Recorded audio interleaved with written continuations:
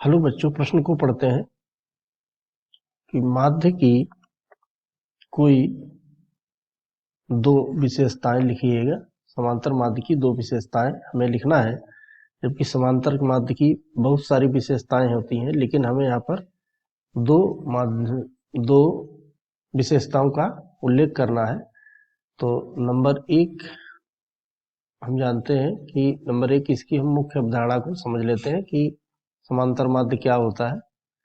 मुख्य अवधारणा समांतर माध्य की ये होती है, यदि हमें कुल पद दिए गए हैं, यानी x1 x2 x3 xn तक हमें पद दिए गए हैं, तो इनका समांतर माध्य जो होगा वो कुछ इस प्रकार से हम लिख सकते हैं।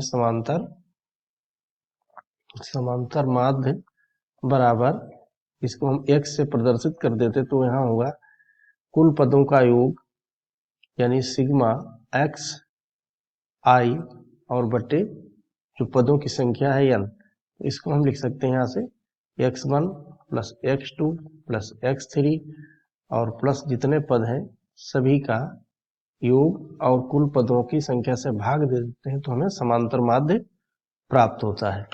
तो इसी की हमें दो विशेषताएं यहाँ पर उल्लेख करनी है, जबकि बहुत सारी विशेषताएं होती हैं।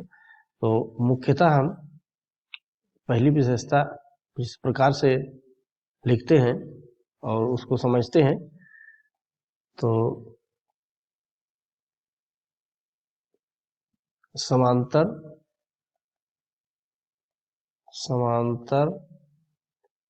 माध्य से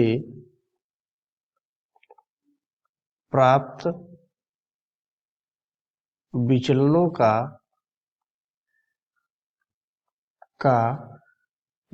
का योग शून्य होता है। तो इसका हम उदाहरण एक ले लेते हैं, उदाहरण से इसको आसानी से समझ लेंगे। तो यदि हमें यहाँ पर कुछ आंकड़े दिए गए हैं, जैसे 2, 4, 6, 8 और 10, तो यहाँ पर हमें कुल 5 पद दिए गए हैं।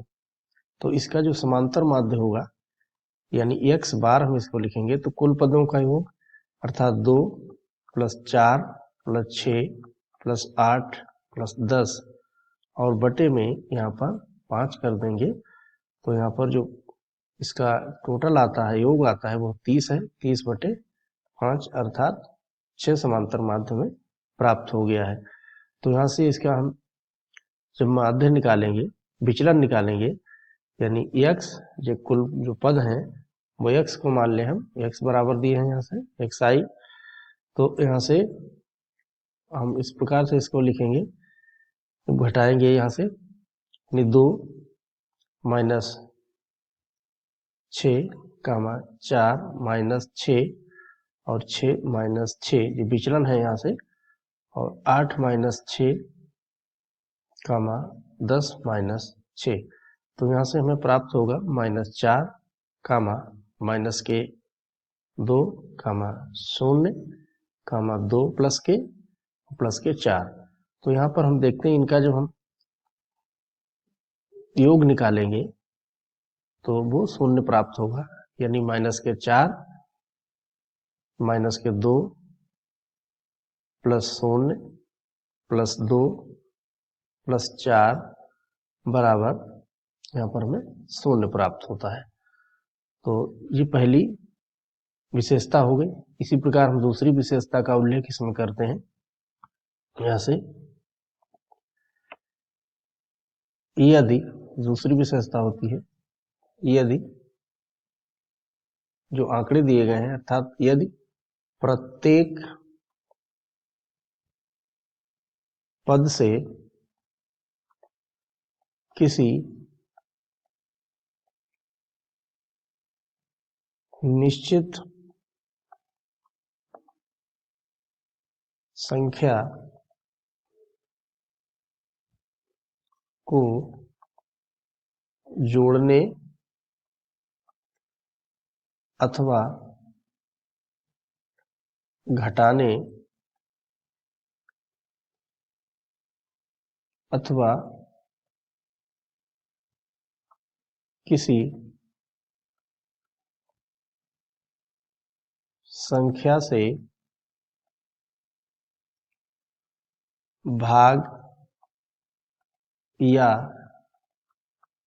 गुणा करने से उतना ही परिवर्तन हो जाता है। तो जो नया समांतर माध्य हमें प्राप्त होता है उसमें उतना ही परिवर्तन हो जाता है या होता है। अब हम यहाँ से इसके उदाहरण द्वारा यहाँ से समझ लेंगे, जिससे हमें पूर्णतः इसके जो विशेषताएं हैं वो क्लियर हो जाएंगी या स्पष्ट हो जाएंगी। परिवर्तन हो जाता है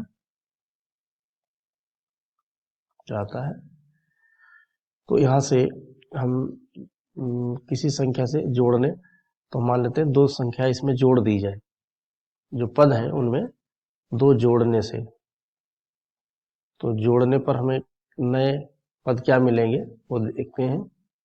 जोड़ने पर तो पहला पद था यहाँ पर 2, वो हो जाएगा 4, यानी जो नया पद मिलेंगे वो हो जाएंगे यहाँ से 4, 6, 8, 10 और 12, क्योंकि इसमें सब में दो दो जोड़ दिए गए हैं। तो यहाँ पर जब हमने इसमें दो जोड़ दिए हैं तो अब यहाँ पर जो इसका योग आएगा वो बदल जाएगा। तो यहाँ पर होगा 10, 10 और 8, 18, 28 और 12, यहाँ पर हो जाएगा 40। तो अब इसका जो योग मिलेगा वो हम इसको इस प्रकार से लिखते हैं योग, अर्थात हम लिख सकते हैं यहाँ पर सिग्मा x बराबर हो जाएगा, यहाँ से जो योग करेंगे तो ये मिलेगा हमें 40 बटा 5, अर्थात ये आ गया 8। तो पहले जो समांतर माध्य था वो हमारा समांतर माध्य था 2 और वो 6 था, और हमें इसमें 2 की वृद्धि मिल गई। अब हम इससे 2 जब कम करेंगे 2 घटाने पर, तब क्या हुआ उसका भी हम देख लेते हैं। 2 घटाने पर जब घटाएंगे तो 2 से, या 2 ना घटा के 1 हम यहाँ पर कम कर देते हैं, जिससे हमें शून्य ना प्राप्त हो इसमें, और आसानी से हम यहाँ पर इसकी जो विशेषता है उसको समझ लें। तो 1 घटाने पर, तो यहाँ से जब हम घटाते हैं 1, तो अब 1 हो जाएगा 1, और जहाँ पर 4 था वहाँ हो जाएगा 3, 1, 3, और जहाँ पर 6 था वहाँ हो जाएगा 5, और जहाँ पर 8 था वहाँ हो जाएगा 7, और जहाँ पर 10 था वहाँ पर हो जाएगा हमारे पास 9। तो यहाँ पर हो गया 1, 3, 5, 7, 9। तो इनका हम देखते हैं योग कितना होगा।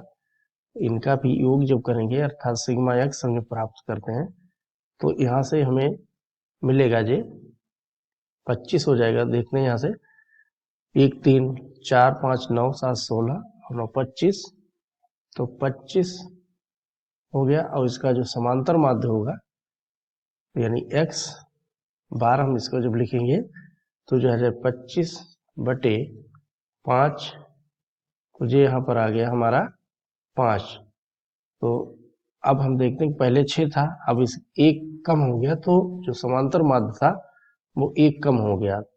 समांतर माध्य यानी यहाँ पर हम लिख दें पहले समांतर माध्य से 1 कम, और यहाँ पर 2 से अधिक हो गया, अधिक 2 अधिक है समांतर माध्य पहले से। और समांतर माध्य यहाँ पर जो सिग्मा एक्स दिया है यहाँ पर हम लिख देंगे एक्स बार बराबर सिग्मा एक्स बटे जो पदों की संख्या है अर्थात 5। तो ये हमें यहाँ पर मिलेगा। यहाँ पर 5 ना होके यहाँ पर हम लिखते हैं जो यहाँ पर हमें 40 मिला है। अब हमने जब यहाँ पर भाग दिया है यानी समांतर माध्य इसका जब हम ज्ञात किया है तब हमें यहाँ पर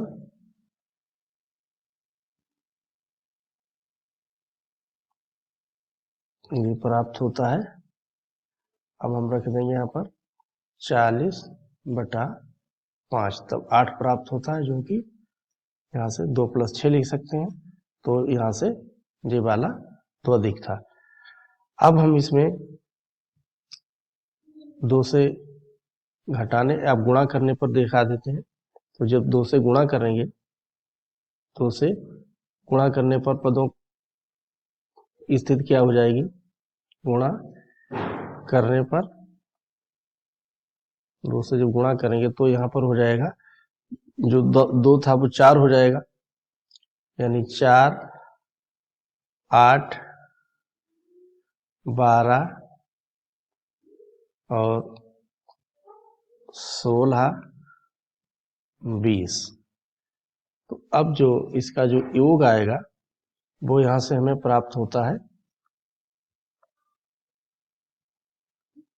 60।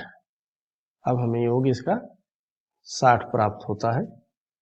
तो इसका जो समांतर माध्य होगा जो निकालेंगे तो ये हो जाएगा 60/5 और ये हो जाएगा 12, जो कि पहले से 2 गुना हो गया है।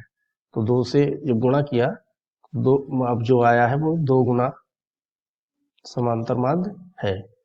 तो इसी प्रकार जब हम इसे 2 से भाग दे देंगे तब कितना आएगा? तो इसको फिर हम हल करते हैं और इसको समझते हैं। जब हम इसको 2 से भाग देंगे तो हमारे पास ये कुछ इस प्रकार से आएगा।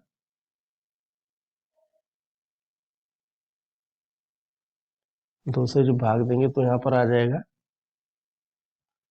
2 से भाग देने पर 2 से भाग देने पर तो यहाँ पर आ जाएगा 1 और 2 दूना 4, 2 तिहाई 6, 2 चौके 8, 2 पंचे में 10। तो अब जो इसका योग आएगा हमारे पास वो हो जाएगा यहाँ से 15। तो देखो 3, 3, 6, 4, 10, 5, 15 हो गया, यानी सिग्मा एक्स हम लिख सकते हैं इसको। चे हमें मिल गया यहाँ पर है 15। तो जो समांतर माध्य हुआ है अब नया इसका सिग्मा एक्स बटे n, तो यह है 15/5 जो कि हो गया 3। तो हम देखते हैं कि जो अब जो समांतर माध्य आया है वो पहले से आधा हो गया है। तो हमने इन सभी मुख्य धारणाओं को समझते हुए इसकी सभी विशेषताएं समझ ली हैं, 2 विशेषताएं, और आशा करते हैं कि आप समझ में आया होगा। धन्यवाद।